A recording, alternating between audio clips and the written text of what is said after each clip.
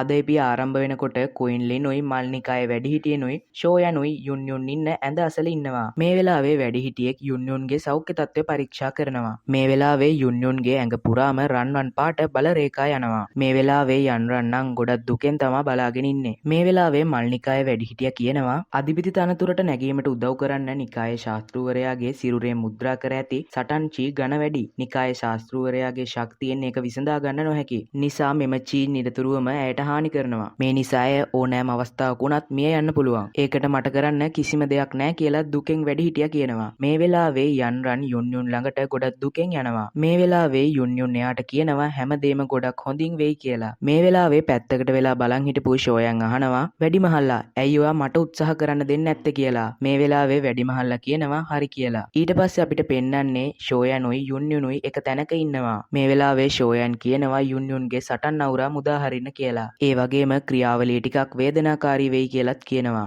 ඉතින් ඊට පස්සේ ෂෝයන් එයාගේ ෆ්ලේම් එක යුන්යුන්ගේ ඇඟ ඇතුළට යවනවා. මේක ඈතට දැකපු යන්රන් මේ පැත්තට එන්න හැදුවත් වැඩිමහල්ලෝ විසින් ඇයව නවත්තනවා. මේ වෙලාවේ ෂෝයන් යුන්යුන්ගේ මානසික ලෝකයට එනවා. මේක ඇතුලේ දැන් මෙයාලගේ බලයන් සුලි දෙකක් වගේ ගැටෙනවා. මේ වෙලාවේ යන් කියනවා පහර දීම නිෂ්ඵල දෙයක්. මේ නිකන් කපටි දෙයක් වගේ පේනවා කියලා.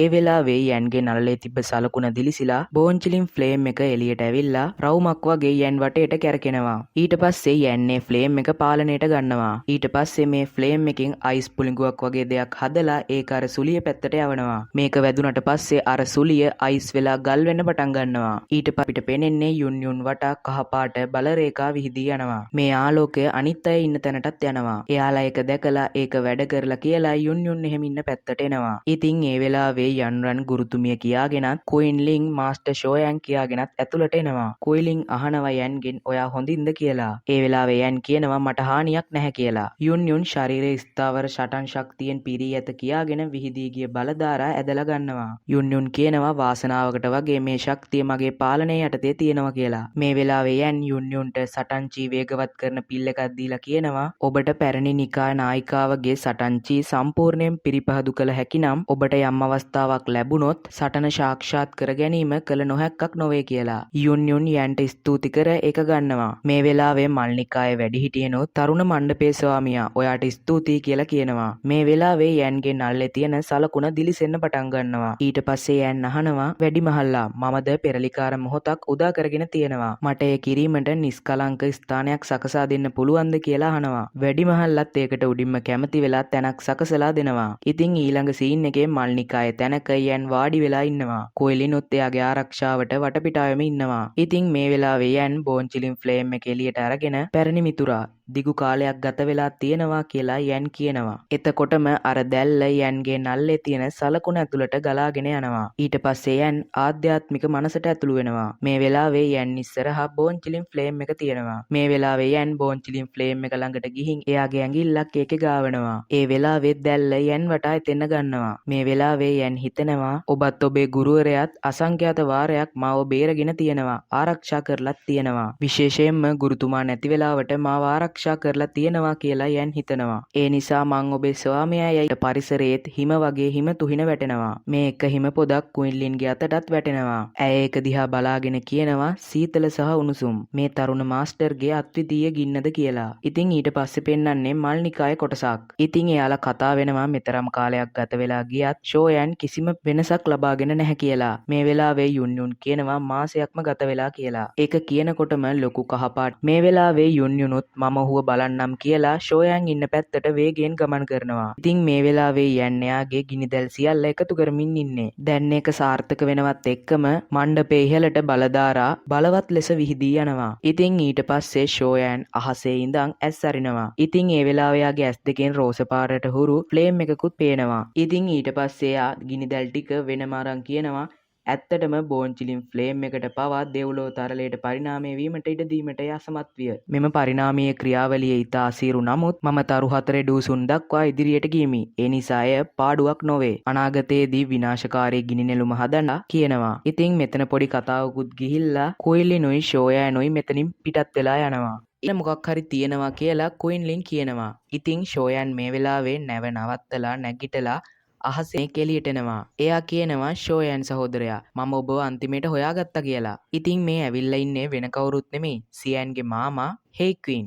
ඉතින් මෙයා එයාලා ඉන්න නැවට එනවා. ඉතින් ෂෝයන් පිටට තට්ටුවක් දාලා එහෙම අහනවා ඔයා මොකද මේ පැත්තේ කියලා. එයා කියනවා පවුලේ වැදගත් දේවල් ටිකක් වෙනවා ඒකට ඔයාගෙන් උදව් ටිකක් ඕනි කියලා. වාසනාවට තමා සියන් ඩ්‍රැගන් මාක් එකක් ඔයාගේ තිබ්බේ. නැත්තම් මට ඔයාව හොයාගන්න අනිවාර්යෙන්ම බැරි වෙනවා. ඉතින් ෂෝයන් මෙයත් එක්ක යන්න කැමති වෙනවා. ඊට පස්සේ මේ තුන් දෙනාම අර අවකාශ දොරටුවෙන් ඩ්‍රැගන් අයිලන්ඩ් එකට යනවා. ඩ්‍රැගන් අයිලන්ඩ් එකේ මෙයාලා හසුඩ පියාඹගෙන යද්දී කුයින්ලින් පුදුම වෙලා අහනවා කෙනෙක් ඉන්න පැත්තට යනවා. සියන්ගේ මාමා මමාවේ තුන්වන වැඩිමහල්ලා හම්බ වෙන්න කියපුවාම පිටිපස්ස හැරිලා හිටපු මේ වයසක මිනිස්සයා මෙයාලගේ පැත්තට හැරෙනවා. සියන්ගේ මාමා ෂෝයන්ව හඳුන්වලා දෙනවා. මේ ඉන්නේ සියන්ගේ මිතුරා කියලා. මකර අධිරාජ්‍යයා එකපාරම අතුරුදහන් වුණා. සියන්ටත් එයාගේ මාර්ගය නැති වුණා. ඒ ගැන කතා කරද්දී මම ඔයාට ස්තුති කරන්න ඕනි පුංචි යාළුවා ෂෝයන්. ඔයා එයාව ආපහු සොන්ගු වලට ගෙනාවේ නැත්තම් මටත් පෞරාණික මකර රාජධානියටත් එයාගේ පැමිණීම කවදාවත් දකින්න වෙන්නේ නැහැ කියලා.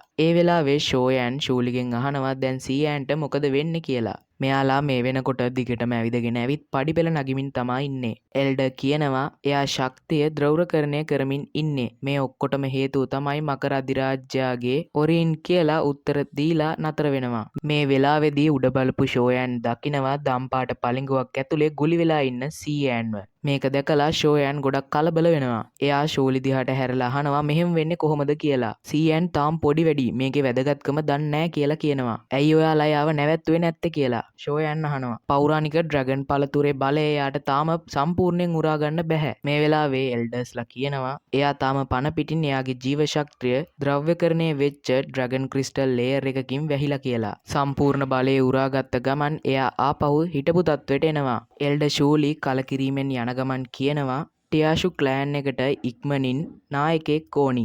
ඒකට සුදුසු රාජකීය ලේ තියෙන එකම කෙනා තමයි සියන් කියන්නේ. ෂෝයන් අහනවා තායිෂු ක්ලෑන් එකයි ගූලොන් ක්ලෑන් එකයි වෙන් වුණාද කියලා. සියන්ගේ තාත්තා මැරුණට පස්සේ ක්ලෑන් එක කොටස් 4කට බෙදුණා. ඔළුව, බෙල්ල, බඩ, වලිගය කියලා දූපත් 4කට මේක බෙදුණා. මේ දූපත් තුන පාලනය කරන රාජ පරපුර වලට දූපත් එක්සේසෙත් කරන්න ඕන වුණා. ඒත් එයාලගේ ශක්ති පරතරේ සමාන නිසා තායිෂු ක්ලෑන් එක අවුරුදු ගානකින් ඉඳන් යුද්ධ වදිනවා. අපි ගොඩක් බලාපොරොත්තු තියන් ඉන්නේ සියන්ට මකර පළතුරේ බලය උරා ගන්න පුළුවන් වෙයි කියලා. මොකද එයාට තියෙන්නේ රාජකීය ලේ නිසා. මේ වෙලාවේ ෂෝයන් අහනවා ඔයා මට මෙහෙට කතා කරේ මගේ අමුතු ෆයර් ශක්තියෙන් සියන්ට උදව් කරන්නද කියලා. ෂූලි කියනවා සියන්ගේ පුංචි යාළුවා හරිම බුද්ධිමත්. ඔව් ඩ්‍රැගන් එම්පයර් ක්‍රිස්ටල් ලේ එක හැදෙන්නේ ඩ්‍රැගන් එම්පයර් ඕජින් ෆෘට් එකෙන්. ඒක ගොඩක් ශක්තිමත්. මටවත් කඩන්න බෑ. ඒකට ස්වර්ගීය ෆයර් ලිස්ට් එකේ ඉන්න හොඳම ෆයර් 10ට විතරයි කරන්න පුළුවන්. ඒ වගේම එයා විශ්වාසනීය කෙනෙක්ට ඉන්න එකම එක්කෙනා ඔයා විතරයි.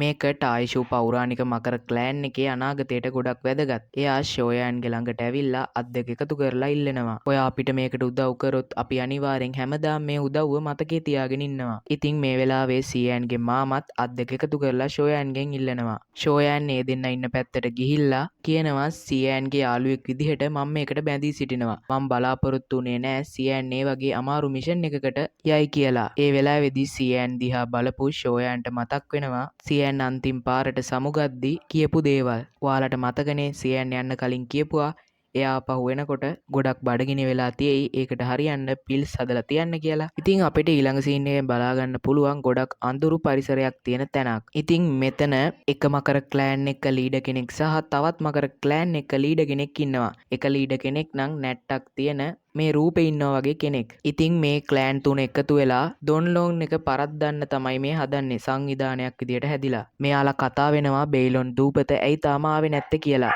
එහා පැත්තේ හිටපු රජත් මේකට පොඩි හිනාවක් දානවා. එක පාරටම ඉවසන් හිටියට ස්තුතියි කියාගෙන බේලොන් දූපතේ හමුදාව ආවා කියලා කටහඬක් හිස් අවකාශයේ හඬක් ඇහෙනවා. ඊට පස්සේ ලොකු එළියකුත් එක්ක බේලොන් දූපතේ රජතුමා එතන තිබ්බ පුටුවකින් මතුවෙනවා. එහා පැත්තේ ඉන්න රජා බේලොන් දූපත හැමදාම පරක්කුයි කියලා කින්ඩියට කියනවා. තුන්ගොල්ලොම එකතු වුණාම ගොඩක් බලවත් කියලා කියනවා. මේක ඇහිලා කළු ආමර් එකක් දාගත්ත පොර නැගිටලා රාජකීය ලේ තිබ්බට ඔය පොඩි එකාට අපි බය නැහැ කියලා කියනවා. ඕකේ වැඩිහිටියෝ ටික දැනටමත් තනි වෙලා ඉන්නේ. එයාලව පල්ලෙහාට ඇදලා දාන්න හොඳම වෙලාව මේක තමයි කියලා ඒත් අනිත් රජත් ඒක නම් හේතු සහිතයි කියනත් එක්කම මෙයාලා පහු නපුරු විදියට hina වෙනවා. ඉතිං අද ගෙනපු කතාව මෙතනින් ඉවර වෙනවා. එහෙනම් ඊළඟ එපිසෝඩ් එකෙන් හම්බෙමු.